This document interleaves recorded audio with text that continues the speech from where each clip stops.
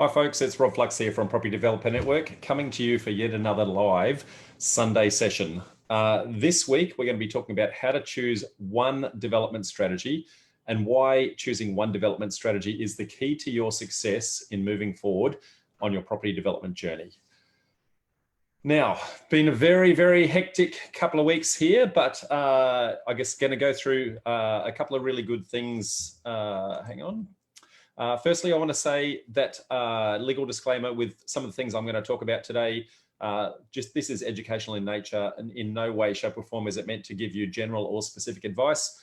Please always make sure that you seek your own professional advice for your individual circumstances. Now, I said it's been a busy couple of weeks. One massive announcement that I wanted to make is that for Brisbane, we're back, baby. We are back to doing live meetups for our monthly meetups in Brisbane. So on the 15th of August, we will be back at the Combsley Hotel doing our normal monthly events there, but this time back in the physical sense. Now, what is more than exciting in actually coming back to that physical world is the fact that it happens to coincide with our 8th birthday party. So if you are keen to actually come along, if you're in Southeast Queensland and you're keen to come along, click on the link that is below. Make sure that you register and come. We're going to have very, very limited seats because of the fact that we still are constrained somewhat with COVID. So we have to be very careful with what we're doing there. We're going to have all the right OH&S practices in place, but we will have a reserve bar just for us so we can actually contain ourselves and not have to mix with the riffraff and the general public. So that is going to be a dedicated area just for us. If you are in Sydney or if you are in Melbourne, then at this stage, we are still running virtual events and those will stay, I guess, via the Zoom sessions as per usual. Again, if you're interested in joining those, click on the link below and you can register for those and turn up virtually. And our annual members get to turn up to all of the events, no matter where they're located, because of the fact that we are live streaming them.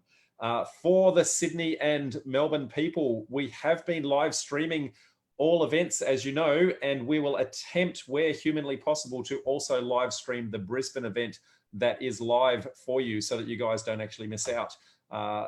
We've still got a couple of technology challenges to overcome with regards to that, but we're optimistic that we should be able to make that happen. That said, let's get on with the show, shall we? Before we go too far into the development strategy, I wanted to give you a little bit of a definition of what real wealth is actually about. There's a lot of people that get really confused on what real wealth is because they're sold these pipe dreams of fancy cars and people in mansions and people sitting in the front of Learjets and that is what real wealth is about. Well, real wealth comes from having passive income, okay? So it's the accumulation of positively geared property that generates cash flow for you, and it's not about trading stocks. So we think that we're in property development because we want to be property developers. Actually, the ultimate goal is to stop being a property developer. And property development is just the tool that we use in order to get there. So the dilemma is that in order to accumulate that cash flow generating stock, we generally have to accumulate some cash in order to do that because we need deposits, we need serviceability, and a whole bunch of things like that. So now financial freedom comes from when you have enough passive income to actually cover your debts. So that means that if you don't go to work, the passive income that you're actually going to generate is going to pay for your food, your fuel, your kids going to school, your phone, all of those sorts of things. All those bills are paid. That is actually financial freedom, okay? Now, if you want more than that, if you want lifestyle, that's kind of the step up. So you need to get to financial freedom first before you actually go, I guess, into lifestyle goals. Now, how do we actually get to financial freedom? Well, chunk deals are a way to actually, or manufacture growth deals, these are ways to actually kickstart your journey. So if you're starting with a low or no base, then this helps you to start to accumulate the capital required in order to keep those passively income generating properties. then the ultimate goal is to have cash cow deals. So these are the passive income. This is what we're ultimately aiming for. This is the, I guess, the prize at the end of the process, okay? Now, the challenge is, how do we get there? Now, there are approaches where you can go for cash cow deals early on.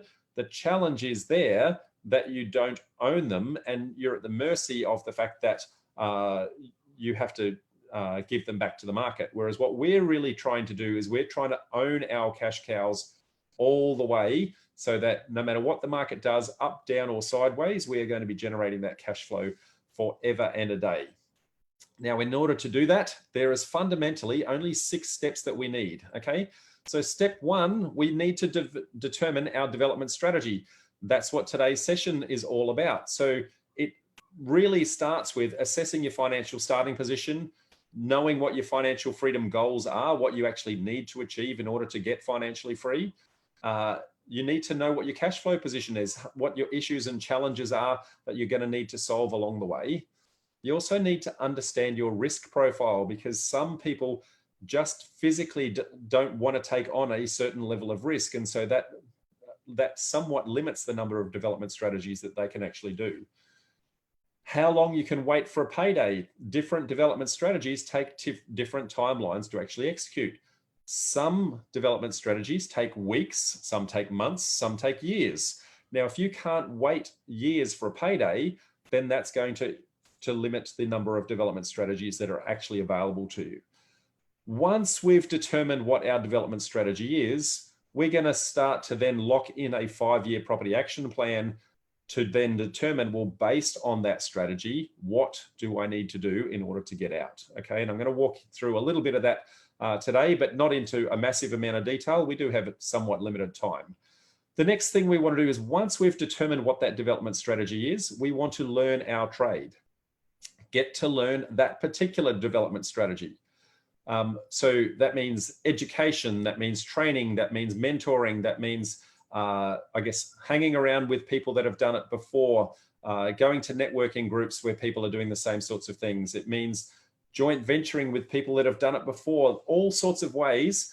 And you want to make sure that you learn that early on in the process, so that whilst you still have a day job, okay? So keep your day job and do this as a side hustle, okay? That side hustle is going to help you to, I guess, generate some income that will duplicate your day job. Now, when you can prove that you can duplicate it one time, then you're going to build a little bit of a nest egg. When you can duplicate it a second time, you're going to prove to yourself that it wasn't a fluke, and it's going to massively build that cash reserve, and it's going to help you to jettison out.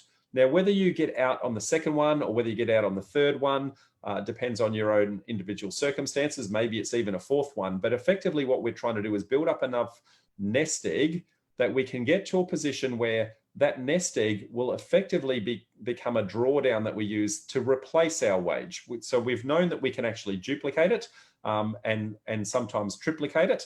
And now what we're going to do is we're actually going to swap our day job for our property development job. So if we were able to duplicate our income as a side hustle, imagine what we can actually do when it's full-time. So when we're full-time, we can actually run more projects at a time. We do have some other challenges that come along with that, because now we don't have a day job. So serviceability for loans and that sort of thing starts to become a little bit more tricky, but there are solutions for that. Just know that there are solutions. There's all sorts of alternate lending models that will actually help you out massively there. So don't panic just yet, because it's a little way down the track for most of you. So once we are able to swap our day job for our property job, we should be able to run more projects at the same time, because we have more time dedicated to the process, which means we can start to accumulate a lot more of our income. So that means we are going to build our capital base. Now, by building our capital base, we're trying to do larger and larger deals. There is no point at all doing a small deal and then next deal you do is exactly the same deal, and the next deal after that is the next size deal, because all you've really done is just buy yourself a job. Okay, what we really want to do is start to accumulate the size of the deal. We want to grow that muscle that we're using. So we're going to build a slightly bigger project on the one we did before. So if you did a 2 of something as your first deal, then you should be able to do a 3 of something for your next deal.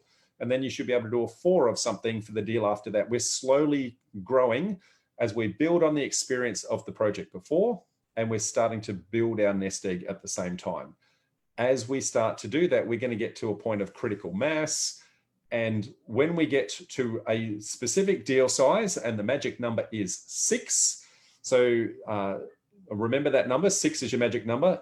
When you have 6, if you have a 20% profit on cost, which is typically the industry average that people are going for their projects, that means if you sell down 5 of your properties, then you will have enough income to pay off the cost of the project.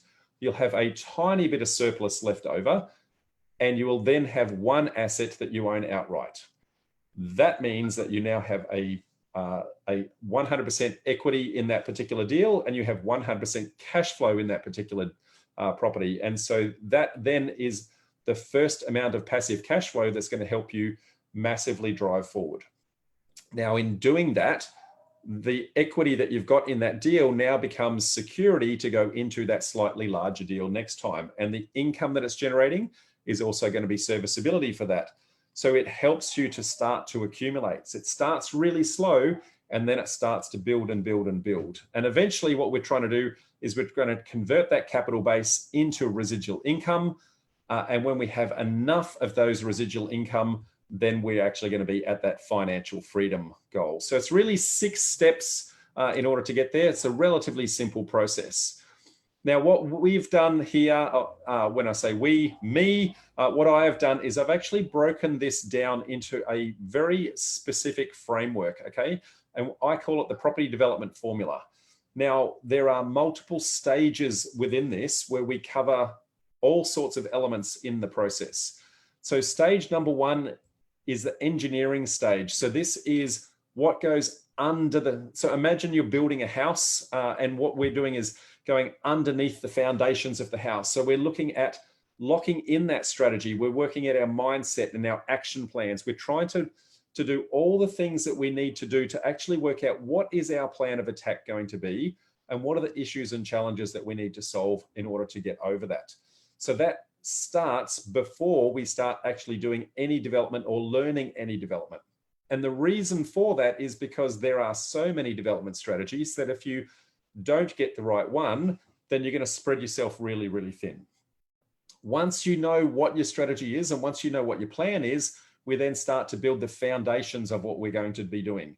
So by building the foundations, we're going to learn the development principles. We're going to understand the layers of legislation. We're going to understand how council frameworks actually work. We're going to understand how and where deals are actually located and how to do site assessments. Those sorts of things are going to be critical to the foundations side of things. How to do a feasibility, all the elements that we need to actually understand. Now, the key is if we didn't know what our strategy was up front, then what development principles are we learning? Are we learning the principles for one strategy? Or are we learning the principles for another strategy? So learning your strategy first is critical to your success. Once you've got those development principles in place, then the next thing we're going to do is start to farm the deal, okay? So this is what I'm called framing stage. We're going to find the deal, okay? By finding the deal, we're going to start to work out where does my particular development strategy make sense. So there's a whole process that we teach about how we can determine where all the population is actually going. We look for success that other people have done it, and we reverse engineer other people's deals and effectively determine whether suburbs have already got a high probability of success, because there's no point going into a suburb where there is a very low probability of success. Otherwise, what happens then is you just bang your head up against a wall for a very, very long time, and you wonder why nothing actually happens. That's because there weren't deals to start with, okay? At that point, when we have defining the deal, now we're going to start, I guess, to get the lockup stage. So now we get to the acquiring the deal. So there's a whole bunch of things that go into acquiring the deal. There is, what do we do from an entity perspective? Should it be a company? Should it be a trust? Should it be a company trust? Should it be stacked entities? Should it be a joint venture? Should it be an option contract? All sorts of things like that. So how we acquire it, what finance rules we're going to put in place. I guess a lot of those rules right up front as to actually locking it down, because proving it's developable and then proving it's profitable is only part of the process. Actually securing the deal and the terms that you actually secure it under is the next element. Then the last one, live in the dream. So this is actually running the deal. At this stage, you are a property developer. So we'll teach you things like, what do you need to do for your DA stage? What are the issues and challenges you're going to have in and around your civil environments? How do you do project management? What do you need to do with regards to your taxation obligations and things like that? So making it, I guess, turning this more into a business is really what we're trying to do here by breaking it down into its very basic principles. And you'll see that it all starts right at the start, being determine your strategy. If you don't get your strategy right, then everything that sits below that, as you start to build the foundations and the framing and get it to lock up, all of those things will struggle to actually get traction. So I'm going to walk you through a little bit of the concepts that sit in and around this engineering layer today. And we do this on a 2-day event called the Psychology of Property Development. And we break it down into the nuts and bolts. So the psychology of property development is not about becoming a property developer. It's about choosing our development strategy, working out what our plan is going to be, and actually making sure that we've actually got the right mindset for success and the right action plan in place. So firstly, we're going to get you to assess your starting financial position. Doesn't matter where you think you want to go. If you don't know where you're starting from, then how do you actually map out and lay out a plan? The next thing that we're going to do is determine what your financial freedom goals are. We're going to get you to look at your budgets, look at your incomes and expenditures, and see what it is that you actually need to meet that financial freedom number. Remember, financial freedom is enough passive income to pay down your debts. So if you don't know what your debts are, how do you put a plan in place to actually generate that? Then the next one, we're going to look at mindset. And there's a number of layers here that sit in and around mindset. So we need to find your purpose. Why are you doing this in the first place? If it's just to get rich, I'm sorry, folks, it's not going to motivate you when you hit the inevitable issues and challenges along the way. We need to actually understand what your why is, or your ikigai, your reason for being. Okay, that's the combination of doing what you love, earning an income from it, being very good at it, and having something that is desirable that other people want. When you get the combination of those 4 things together, that ikigai, that is your reason for being, that is your purpose. So we help you to do a lot of that to actually lock that down. We're then going to get you to set your goals in order to plan out that development strategy that we want to do. Overcome some limiting beliefs. A lot of us think there's no deal out there, or how do I do it when I've got no money, or I've always got bad luck, it never happens to me. There's lots of limiting beliefs that we tend to apply to ourselves. So what we do is we actually break that down, and we give you some strategies around how to actually deal with that. And then we show you how to actually take action. So you can actually build yourself an action plan. And then we put all of that together and we lock in your development strategy. That development strategy is going to take into consideration all of those elements up front. And then on top of that, it's going to, I guess, look at a whole bunch of other parameters around your risk profile and how long you can wait for your deal to actually occur, and a whole bunch of things like that. And then when we put all of that together, that helps us to build a 5-year property action plan. And that property action plan is the what we need to do in order to actually execute, in order to reach our financial freedom. Once we have an action plan, we can then break that down. Once we know what we need to do, we can break that down and work out how we're going to do it, given what is our starting position, given what is our risk profile, given what is our access to finance, and all those sorts of things. Okay, we need to know what we need to do first. That then allows us to break it down as to how we do that. Now, we said we're going to talk about one development strategy, but there's actually 3 things that you need to consider. So your development strategy, is absolutely critical in the success. So these are the rules that you need to learn. So this is the skills, the rules of counsel, all those sorts of things that you need to do in order to actually execute your deal. So there's a number of different development strategies, and I'm going to walk through them in a moment. But locking in on just one set of rules mean it's going to be much, much easier for you actually to get success. So when you lock down that development strategy, the next thing you need to determine is how you acquire the deal. Now, acquiring the deal is very tactical in nature. That is, you can determine that it's developable and you can determine it's profitable, but the conditions that the vendor might be asking, you may not be able to meet given your current financial circumstances. So what terms can you actually get that under? What kind of contract you can do? And every single vendor is going to have a different set of needs. And at any one moment in time, your circumstances may be different to the next point in time when you find a deal. For example, if you have a lot of money day one, then the first deal you come across, you could potentially pay cash for.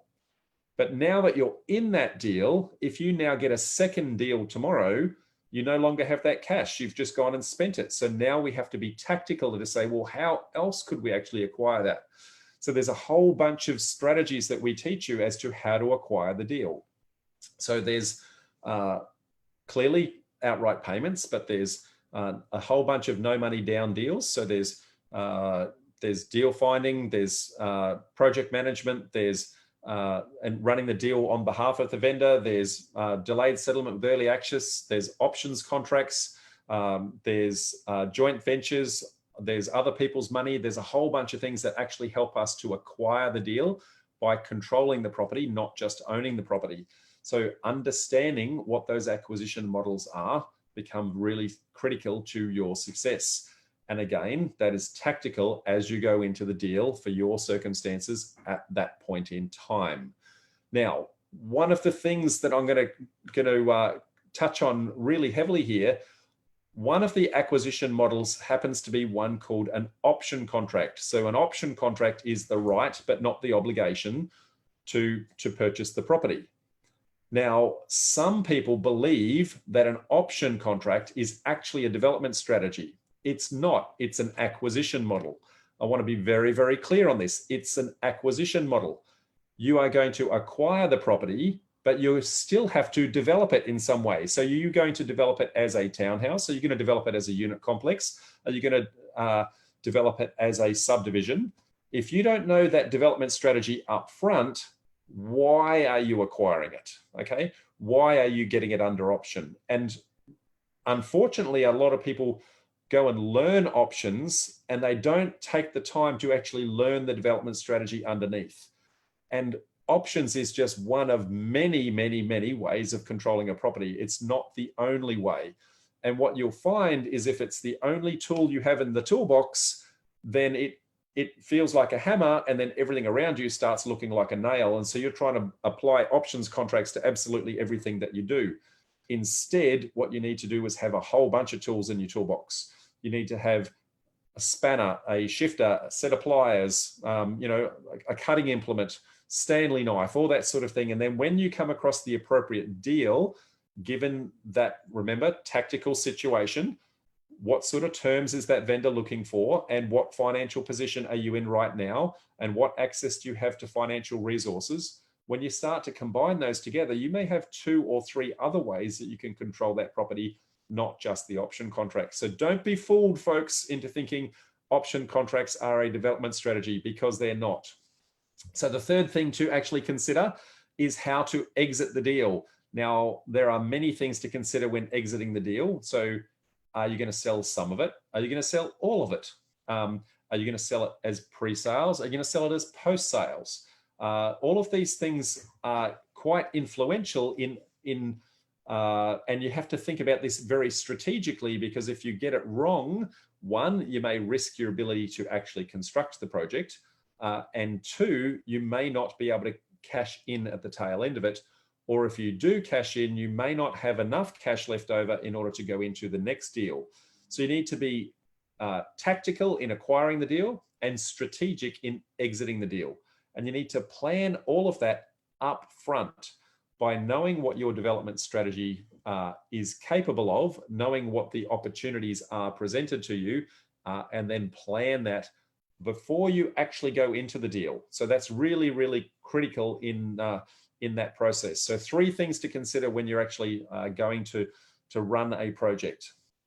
Now, I said that there were a lot of development strategies out there. So let's have a look at some of them. Okay, so we've got positive cash flow deals, and there are a stack of these. So the typical ones that people start to look at are your buy and hold strategies, where there's off the plan and house and land packages and negative gearing and positive gearing and executive leasing, all those sorts of things, which most people are traditionally used to looking at, if they're in the investment world, I should say. Then there's multiple keys. That's going a little bit more complex. So this is, you're going to be duplexes and granny flats and dual occupancies, auxiliary dwellings, ancillary dwellings, depending upon the council that you're in, or a secondary dwelling. So they all have similar concepts, but they have different naming conventions in different jurisdictions. So be cognizant of that. Then we go a little bit more complex again. So now we've got, I guess, houses of multiple occupancy or rent per room. So these can have a number of different names in a number of different jurisdictions. So HMOs, rooming accom, boarding houses, Airbnb. It's functionally taking that one key that you've got for the entire property and breaking it down into subcomponents that allow you to rent out smaller pieces of that property in order to generate more revenue at any one point in time. So the more you start to densify, then the greater the income that it's actually going to generate. And then lastly, you've got commercial properties, and then there's industrial, office, medical, retail, signage, all sorts of things like that. Now, when you start going down though, the more complex that you get, the more that you're going to need to understand all your legislations that sit in and around that, and the more income it's likely to actually generate. So now, passive cash flow is the ultimate goal. So we want to create this stock, but when we go to create it in the early days, we don't actually have the cash. So we have to start with capital growth strategies. So capital growth strategies, there are renovations, there's spec homes where we can actually acquire property on builders' terms. There's house relocations, there's subdivisions, and there's subdivisions have a number of mini components. So there's splitters and boundary realignments and small lot land subdivisions, there's side-by-sides and battle axes and corner lots and all sorts of things like that. And then we can start to scale that to do larger lots, land subdivisions. Then there's multi-res, so there's units and townhouses and medium rise, all that sort of stuff that is possible by fitting more and more onto the one title, usually under a community title scheme. And then there's strata titling. That is where somebody's built a multi-res in the past, but they kept it on one title because it was cheaper for them for land tax, it was cheaper for them for rates, that sort of thing. So you may be able to take that one property, maybe it's a 6-pack of townhouses or 6 units, for example. You can carve that up into their own individual titles and resell that, and the sum of the parts will be greater than the whole quite often. So, you know, that's another opportunity there. Then you've got commercial developments that you could also do, so childcare, aged care, retail, etc. And it gets, I guess, more and more complex as you go down the stack. Okay. Now, some of the projects are very short in nature. So renovations, for example, typically you can get them done in anywhere from, I'm going to say, 4 weeks to 4 months, depending upon the complexity of the renovation. Or if you're going to do a structural reno, it might take a little bit longer. You can do subdivisions in around 9 months or so. If you're going to be constructing, it's going to be potentially 18 months. And your multi-res developments then start to take 2 years or so before you actually get a payday. So depending upon the complexity of the deal, 1, there's more to learn. And 2, it actually takes longer to actually get yourself to the point of a payday. Hence, needing to assess upfront how long I can wait. What is the cash flow actually required in order to actually get there? Now, one of the challenges that I see is that a number of people don't really know what it is that they're wanting to do from a development strategy point of view, and so they looking at everything. They're looking at subdivisions one day, and they're looking at units and townhouses the next day, and then they think maybe I can just do a spec home. Now I'm going to do a duplex, and they're kind of scattered everywhere. The challenge with that is that the energy is there, the effort is being generated, but it's not very effective effort. So if we start to look at this little graph of effort versus effectiveness, down the bottom, the axis down there says, well, we're going to start with how many things we're looking at, very few, all the way through to a lot. And on the vertical axis, we've got how deeply we're able to think of them, from shallow to very, very deep. Now, if you're thinking about lots and lots of things, then you physically don't have many hours in the day. So then you can only think about them in a very shallow sense. You can't get to know them extraordinarily well. And when that's the case, you tend to be unproductive. So you're looking at lots of development strategies, or you're looking in lots of different jurisdictions. It becomes really tricky to become an expert in all those things. Okay, so you're looking at a whole bunch of stuff, but you're not getting much traction because you're not getting the knowledge really deep. Whoops, hit the wrong button there, sorry. If you look at less things, then you can get to know more about those things with the same amount of effort, which means that you're going to become a little bit more of an expert in it. And if we take it to, I guess, the ultimate, then we're looking at very, very few things. And now we can, using the same amount of effort, we can get to a point where we actually know them very, very deep. So instead of being mile wide and inch deep, we want to be inch wide and mile deep. And the reason for that is if we have a look at the effort that goes into looking at lots of things, and if we just pivot that, the exact same amount of effort goes into very few things, very deep knowledge. So when we have very deep knowledge, we are going to be mega productive. So we want you to lock in just that one strategy and get to know it really, really well. The challenge is if you don't, you start to become a jack of all trades and master of none. Okay, because of that, the best way to avoid being a jack of all trades and master of none, we want you to have one strategy. Okay, so we want clarity of purpose and expertise in your craft. Just lock in the one. Let me reassure you folks, every single development strategy works, but only when you're good at it, and only when you know where it works, and only when you know how it works. So just choose one. When you have one counsel, that's one set of rules to learn, okay? That's going to make it very simple for you to actually understand your craft to a very intimate level of detail. And then lastly, we want 3 suburbs that we want you to become an area expert.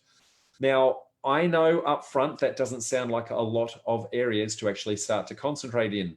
But the reality is you only need one deal, okay? And if you get to become an area expert and you are a strategy expert, your ability to start to execute deals really, really fast becomes really clear. So we want you to be snapping through deals like that in how you're actually able to assess them. Okay, so now when it comes down to what is your development strategy, I showed you a whole bunch of them before. But fundamentally, when you break it down, there's generally, well, not generally, there are only 2 paths that actually allow you the scalability that I spoke about before. So remember, we want to start small and we want to start to scale. So we want to start with a 2, then a 3, then a 4, then a 5, then a 6. And if we get to a 6, we can actually keep one. Okay, so now, a lot of the strategies that I went through before don't have that scalability. So you can do lots of them, but you're doing lots of small cookie cutter, and that is effectively just buying yourself a job. So there are only really 2 development strategy paths that have that scalability capability built in under the covers. So the first one are subdivisions. Okay, now subdivisions, you can see, we can start very, very small and start to scale all the way up to very, very large. So as you start to build your muscle, as you start to build your nest egg, you're going to be able to go from a splitter to I guess, boundary realignments to small lot land subdivisions, to medium lot subdivisions, to large lot land subdivisions, if that's what you choose. You can actually just keep building on the muscle of the previous thing that you did before. The next one are multi-unit dwellings. Okay, so again, you can do 2 townhouses. So a miniature townhouse is really a dual occupancy. Then you've got a 2-pack where you might be able to put 2 properties side by side, or one at the rear of the other one. Then medium strategies, you might do a 3-pack or a 4-pack, for example, anywhere up to a 6-pack. And then large deals are anything greater than a 6-pack, because that's where you get to actually keep your properties. Similarly with units. You can start really small with them, and you can do less than 3 stories. You can do up to 5 stories, and then you can start to do medium rise and high rise. So effectively, we want our development strategy to scale. And there's only 2 ways that it can scale. It can scale out. So subdivisions scale out horizontally, townhouses scale out. The other way is it scales up. So units tend to scale up. So they go higher and higher on the same amount of plot of land. So we need a development strategy that scales. So now that we have chosen a path, we then have to look at our current starting position and determine where in the stack that we might start. So if you're choosing the subdivision stack, you might be choosing splitters, for example, to start your path, because you don't have any skills at the moment. You don't have much of a nest egg. And then you can start to build. Now, there's no reason, if you have money or if you have some skills, that you could actually start a little bit further up the food chain, but that's dependent on your own personal circumstances. Similarly, if you're doing multi-unit dwellings, okay, you may start with a dual occupancy right at the very bottom, or a basic 2-pack, and then start to build on that. And similarly for townhouses, maybe you're just doing one at the rear of an existing dwelling. So lots of ways to actually scale those. Now, once we have chosen our development path, are we going to go down the subdivision path, or are we going to go down the multi-res path? At this point, we can now say, well, we know how long these deals take, and we know how much time we've actually got to dedicate, given are we doing this part-time or are we doing it full-time, that sort of thing. And so what we can start to then do is start to build what is called a 5-year property action plan. Now, for those people who do our property development formula course, we actually give them a simulator that goes through a whole bunch of what ifs and lets them do, what if I ran more projects at a time? And what if I changed my development strategy? And what if I, we can do all these what ifs, and it will actually map it out for them and give them a trajectory as to what their projects will look like. So they can plan if they want to get financially free. Now, in this particular instance, these dark blue ones are deals that are large enough to keep a property. So that's keep one, keep one, keep one, keep one. 4 properties owned outright. That's probably approximately 100K passive income within that 5-year period. And then we've got a whole bunch of projects that we could do prior that allow us the ability to build our skills and build our nest egg. Now, that simulator, everyone gets to play with that and work out what is best for them, given their risk profile, given their starting position, given the timeline that they can actually wait, and they can go through those what ifs and determine what actually works for them. Now, once they've got that plan, the next thing that they really need to do is assess their strengths and weaknesses in all the different areas that is going to happen to you on your development journey. So we've got, I guess, finding the deal, taking action, having a good team, feasibilities and market research, and all those sorts of things. So if you're weak in an area, then what are you going to do to actually bolster that? Are you going to do a course? Are you going to have a mentor? Are you going to shadow someone else doing the deal? You need to find a way to plug the gaps of those weaknesses that you've actually got.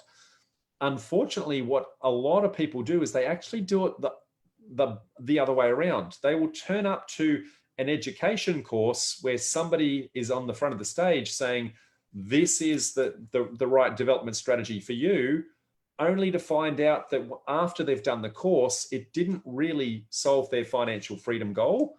It didn't meet this little plan here, for example. and it didn't solve their strengths and weaknesses. And so instead, what we suggest is do our 2-day psychology property development course, go through and actually map this journey out for you, and then go and choose the right educator that's going to solve your particular problem. So for your particular development strategy, who is the best educator out there? For your particular strengths and weaknesses, who is the best person that's going to help you? Do you need to have a mentor? Maybe, maybe not. Maybe you can just shadow someone else's deal. Maybe you don't need to. There's all sorts of different solutions out there. But the point is that if we start by planning up front what our journey is going to be like, then we can determine how we actually plug the gaps. So really key. Now, education, I think, is a critical part of the element, because in my mind, you're either going to pay you're going to pay for it one way or the other. You're either going to pay for it up front by getting the education and the mentoring day one and fast track your process, or you're going to pay for it at the tail end by trying to do it all by yourself and inevitably make mistakes, not be as efficient, not be as effective, and cost yourself money in the process. So one is upfront cash that you can actually see and feel. The other one is this intangible and profit that you didn't actually generate that you probably could have. And not only that, but actually took you longer to actually get there. So now that you know what your development strategy is, know that you know what your strengths and weaknesses are, now that you know what your plan is, now what we've got to work out is where are we going to farm? Okay, so which area do I want to actually do my development in? Now, the reality is, as I said before, every development works, but it doesn't work everywhere. And when we start to look at the number of councils actually out there, there are 537 different councils in Australia, which means that for your one development strategy, there are 537 different ways of actually executing that exact same deal, which is why I said before, one strategy, one council. Okay, that way it's just one set of rules for you to actually learn. Now let's break it down. So in Queensland, there are 77 councils, 13 of which are in Southeast Queensland. In New South Wales, there are 128 councils, 35 of which are in the Sydney metro area. In Victoria, there are 79 councils statewide, 33 of those in Melbourne metro, and 14 councils in the inner metro. So there's a lot of different rules, and no matter what course you do, folks, I guarantee you, if you want a particular course for a particular area, I guarantee you're not going to find it, because it would be impossible in New South Wales, for example, to teach 128 different versions of a course in the hope that somebody might want to learn about the different rules in all 128 different councils. Similarly for Victoria, there wouldn't be an educator out there who does 79 different courses, okay? So know that what instead you want to learn is a framework to actually apply into your council in order to say, well, how does a council actually start to plan itself out? How does it plan its city? How does it plan how and where it's going to go? Now, we have a process that we teach within Property Development Formula that actually helps you to understand where the population is actually going. So we look at the strategic plans between state government, local government, etc., to understand where the population density is actually going. And based on where that population density is going, that's going to start to focus us on some key councils that become the ones that we want to start to investigate. And when we start to investigate, we want to start to become an area expert in those areas. And so by becoming an area expert, what we're going to try and do is we're going to try and prove that our target areas are actually profitable for our particular development strategy. Now, what that means is we're going to reverse engineer the suburb. We're going to work out who has done what before and how profitable they likely were in the process. We're going to look for evidence of success of others. So you may have heard it called a proven track record. Well, we're going to show you how to demonstrate that proven track record and actually pull it apart and show you how to determine that success. Now, the tools that we give you in the process actually help you to reverse engineer that, and will actually give you a red light and a green light as to whether or not the likelihood of success of that suburb is going to give you the target profits that you're actually trying to aim for. Now, once we've locked in an area that we think has a high probability of success, we're going to start to specialize in that area now. We're going to get to know every single street. We're going to know every single agent in the area. We're going to know where the shops are, where the schools are, all those sorts of things. We want to know which agent is the best one to buy through, which agent is the best one to sell through. We want to know which streets are zoned with what zoning. We want to know which end of the street is the cheap end and which end of the street is the more expensive end. So if we are a development strategy expert, B, in one council with one set of rules, and then C, an area expert, that means that when we start to analyze our sites, we can start to analyze them super quick, super effectively, and we can take them off the market very, very fast. So I teach a thing called the rapid elimination method, which is the ability to combine all of those things together and start to rule out sites in just 10 minutes, okay? So that's really what we're trying to get to. We want to get to the point where we can actually knock these out, and we're looking for reasons to throw it away, not reasons to keep it. And the reason why you look for reasons to throw it away is the quicker you can throw it away, the more properties you can look at in less time. So we want to just keep looking at more and more and more properties and filling our development funnel, okay? So we want to jam a whole bunch of opportunities into that funnel. So that we've got online advertise. So you've got your realestate.com and your domain. We've got all the consultants that we're going to have in our team. So as our town planner and civil engineer and that sort of thing, they're going to give us leads as well. We've got buyers agents. We've got sales agents. We're going to do door knocking. We're going to do letterbox drops. And serendipity is my favorite one. That is, you let people know you're a property developer, and all of a sudden, people start telling you about Joe down the street who's wanting to sell his property. So all of that, then you jam into the funnel. And as you jam it into the funnel, the first thing that we're going to do is we're going to start to determine what the development capability of the site is. That's going to throw a whole bunch of them away. Once we've determined the development capability, we're then going to work out the profit capability. That's going to throw a whole bunch more away. Once we've determined, is it developable and is it profitable, now we want to start to initiate negotiations. This is where that tactical thing I was talking about before starts to come into play. We know what our financial circumstances are, but what are the vendor's needs, okay? If we don't solve the vendor's needs, they are not going to sell to us. So we need to understand their needs and then see whether or not we can apply one of those tools in our toolbox to the vendor to say, well, if I can solve your need with this particular tool, now I can actually start to negotiate a deal. And hopefully, fingers crossed, we get to a point where we get suitable terms. And at this point, then we actually get a deal pop out the bottom. Now, when you're really, really good at this, it will take you 100 properties at the top of the funnel in order to get one out the bottom. When you're learning the process, it's going to be more like 300, okay? And that is because you still have to learn, how do I determine its development capability? When you've learned that development capability, then you're going to have to learn, how do I determine the profitability? And when you've determined the profitability, now you need to learn how to negotiate. And you're probably going to sit down over a whole bunch of coffee tables with a vendor and potentially stuff a few of those negotiations up. That's okay. It's part of the process. But then once you've learned all of those, now on, it starts to become a really, really smooth funnel. So there you go, folks. That's really the process from start to finish, and why choosing one development strategy up front really becomes the path in order to get your success. So again, in summary, we want one development strategy. We want one council with one set of rules, and we want to lock that down to 3 suburbs that you're going to become an area expert in.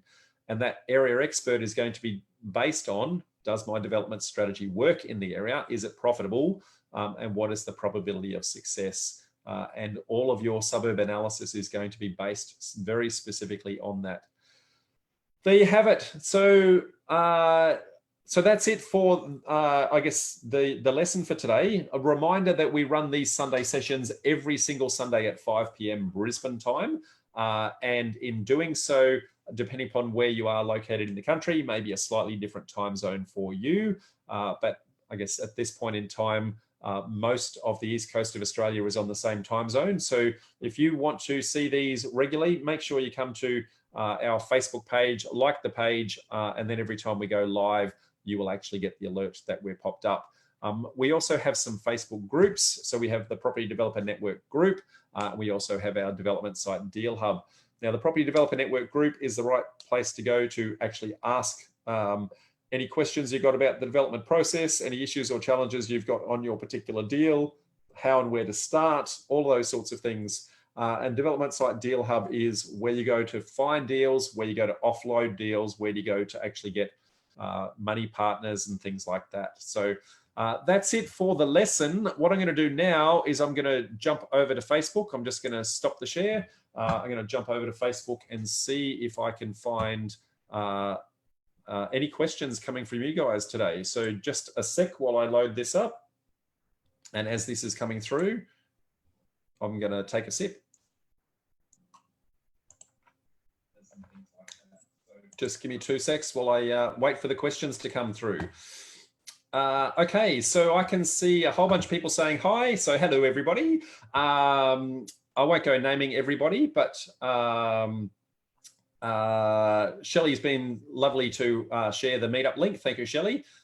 Peter says, I'm going to have to miss it because I'll be in isolation coming from Sydney. That's in reference to the Brisbane event going live next week. So we are back to, not next week, on the 15th. We're back to physical live meetups in Brisbane. We're trying to plan for that in Sydney at the moment. We've got our fingers crossed we're going to be able to do that very soon, really subject to what's going to happen with the current outbreak there. So watch this space, folks. Felicity says, are the slides very blurry for anyone else? I don't know, Felicity, but maybe you can rewind and I guess pause on them, that sort of thing. From my end, internet's working fine, so I'm hoping that it's just your end on that one. Others are saying perfect, clear for them, so I'm going to say it's just you, Felicity. And now she says she's got a hangover. Okay, Felicity. Okay, so that's okay. K Wong says, I find that the hardest thing when I first started is to know of the cost because of a lot of consultants won't speak to you if you don't have a property. Rob, do you provide like a list of rough costs for your students when they assess deals? For example, how much is it to do land surveying, architect sketch, and or full drawings, traffic engineers, etc. So K Wong, yeah, we go through a lot of that, mate. There's an infinite number of those costs out there. So what we try to do is give you some guiding principles as to how and where that is. What you'll find is that even within different jurisdictions, the one element might be slightly different. So by way of example, your council application fees will be different every single council. Your council contribution fees will be very different every single council. So I know that in Victoria, putting new blocks of land in, you might only spend $5,000 on your council contributions, whereas in Queensland, it's going to be $28,000. So there's quite a big range. So we try to give some really good guidance on that as much as humanly possible. And then when we get to the one-on-one side of things, where we're looking at your particular deal, then we can be very, very specific for your particular circumstances where appropriate. So hope that answers that one, mate. So Julie says, what is the difference between a 2-pack townhouse development in a rear side and a small lot land subdivision? Where is the point of difference from Battle Axe for 2 houses in rear townhouses or small lot subdivision, Victoria? So Julie, that's a really detailed question, and there's a lot of idiosyncrasies that go into, and I need to actually show you a little bit of a table, but you can get a very similar outcome by following 2 very different processes. And I guess the difference is really the process that you follow to create the stock as opposed to what the stock is. So you could have, for example, you can have 2 houses that have a community management scheme, or you could have 2 houses that don't. You can have 2 townhouses that have a community management scheme, and you can have 2 townhouses that don't. So the outcomes are similar, but the process to get there is different. And that's really the key, is understanding the process. And it's not what does the stock look like, but what was the rules that you needed to comply with in order to create it. Now, there's a whole bunch of things around different title types, whether or not community management scheme applies. Is it strata titled? Is it torrents titled? All sorts of things like that. So I've built a little matrix for those of you inside my course where I can actually break that down in a lot of detail. But yeah, know that the outcome is going to look fundamentally this similar, but it's the process that you follow. So hopefully that helps with that one. K Wong says, Rob, do you recommend any consultants to your students? If so, important to have the right consultants. So depends on where you are, K Wong. It is impossible for me to know absolutely all the consultants in every single jurisdiction, but we can absolutely point you in the right direction.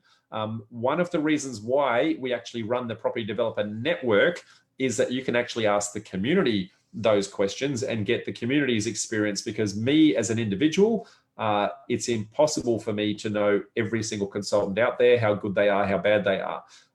What I can tell you is the kind of things to look for, and then you can ask the community as to whether or not they've actually had experience in that area and what their feedback was. I find word of mouth from the community is way better. That said, there are some consultants that I will be able to talk to, but I certainly won't do it in a public forum. I'll do that on a one-on-one basis, because I don't want to disparage anyone's reputation, and I also want to make sure that you're looking at that particular consultant with the right level of complexity, the right level of assessment, I should say. So absolutely we help, but also the community is there at any point in time, mate, to do that. Barbara says, thank you very much. You're welcome. Laura says, hi. Marion says, great recap, reinforces my learning. Thanks, Rob. You're more than welcome. Louis says, what is the technical difference between units and townhouses? Mate, that's a really good question. So there are some exceptions to this rule, but it comes to a very basic principle, which is that in most instances, a unit and a townhouse are what they call strata subdivided. So strata, if you look at etymology, strata means air. So they are three-dimensionally carving up I guess, an airspace. When you look at land subdivisions, it is just a basic subdivision. They're subdividing the land, which is a two-dimensional flat surface. So when you start to do strata, we're starting to look at three-dimensional. So does it have a shared common wall, which is vertical? If it's a shared common wall that's vertical, then it tends to be a townhouse. If it has a shared common floor and roof, then it tends to be a unit. Now, of course, there can be units that have got a common roof and a common wall, but generally if there's, stacked on top of each other and up above is one unit and down below is another, or side by side if they're townhouses. Generally, vertical versus horizontal is how that's typically broken up. Now, there are exceptions to that, but if you keep that fundamental principle in mind, that'll make things really easy to understand. So I hope that helps, Lewis. Barbara says, thank you for your critical help. You're welcome. Keaton says, thanks, Rob. When is the next intake for the course, or currently on hold due to COVID-19? No, Keaton, we're actually pushing through, mate. We have actually just done an intake literally only 2 weeks ago. The next intake is in late October. So we are planning those dates right this very moment. We will be running it certainly from, I guess, a face-to-face presence. We'll be running that in Brisbane, where humanly possible for people to physically get to, because Brisbane at the moment is the only place that we can do that. And we will also be live streaming it. We've been live streaming all of our events so far. So if you can't get there in person, you can still watch it via live streamed, but our preference is that you're actually in the room, because you're going to get much better out of that. There's a lot of circumstances that's going to sit around whether or not you can get there with lockdowns and things like that. So, but I guess pencil the date in for, I guess, second week in October will be our Psychology of Property Development event. and I think the 5th weekend of October, which is the last weekend, will be our the start of our property development formula program. So hopefully that helps, mate. We'll make some formal announcements on that in the coming weeks. Laura says, hi, Rob. Do you help with your students' very first deal? Yes, Laura, that's the whole point of the program. Yes, absolutely. So you get one-on-one mentoring with me that will actually help you through that, I guess, wherever humanly possible. Depends on where in the process that you actually find the deal within that 12 months. You know, typically we're helping you to actually acquire the deal. And then if your project runs past the 12 months, then we can have a chat to you as to how we're going to continue to support you ongoing after that. Fabiana says, I believe you have explained very well the whole process, very much better than any other educators out there. As you explained, not just a tool, but the thinking behind it. Thank you, Fabiana. I'm going to give that a great big love. So thank you very much. I appreciate that sort of comment. Lewis says, thank you. You're more than welcome, mate. Now, that's all the questions I can see right there. If anyone else has got any questions, more than happy to take them. What I do know is that Facebook is really weird with regards to, I guess, how and when it presents the questions, and there's usually quite a bit of a lag. So I'm going to take a small sip. And in that time, we'll see whether or not anybody else has actually got any questions coming through. But I can't see any. Let me just try and refresh that and see what's actually happening there. Give me 2 secs.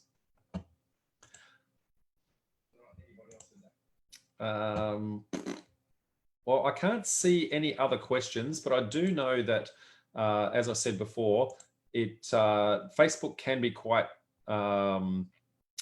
Facebook can be a little bit tricky with regards to when it presents stuff to me, and quite often these questions come through a little bit later. So Clinton says, hi, Rob, can you explain what the second tier lenders are and how they differ from banks?